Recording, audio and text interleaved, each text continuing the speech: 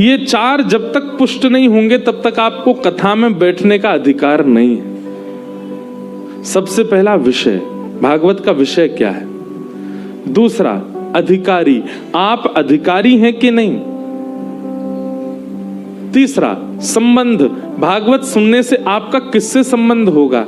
और चौथा, भागवत सुनने का प्रयोजन क्या है। ये चारों बात इस श्लोक में प्रस्तुत की गई, ध्यान से सुनिए। कि धर्म प्रोजत कैतवोत्र परमो निर्मत्सराणां सतां वैद्यं वास्तवमत्र वस्तु शिवदं तापत्रयोन्मूलनम्। श्रीमद्भागवते महामुनिकृते किं वा परैरीश्वरः सद्यो हृद्यवरुध्यते त्रिकृतिभिः शुश्रूषुभिस्तत्क्षणात्। भागवत जी के जो श्लोक है ना, ये सारे संस्कृत ग्रंथों में सबसे कठिन है। क्यों? क्योंकि भागवत जी की श्लोकों की रचना वेदव्यास जी ने कैसे की है पता है? समाधि में जाकर के। समाधि में जाकर के कोई व्यक्ति लिख सकता है? इसका मतलब क्या है?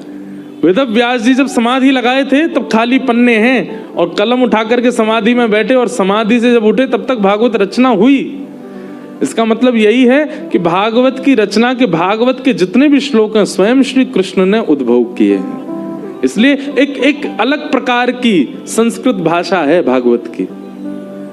इसलिए विद्वान कहते हैं कि विद्वान की परीक्षा भागवत से है।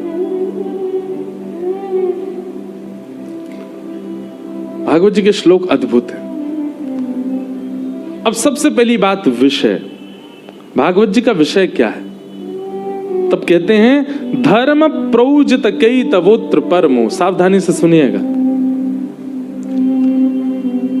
सुनने वाले श्रोता के चित्त में परम धर्म का उद्दीपन होना, यही भागवत का विषय है।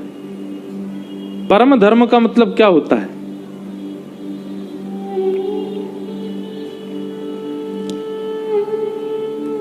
सबसे पहले तो धर्म ही समझो, फिर परम धर्म समझोगे। धर्म का मतलब सबका कल्याण, और परम धर्म का मतलब अपनी आत्मा का कल्याण। जो जीवात्मा इस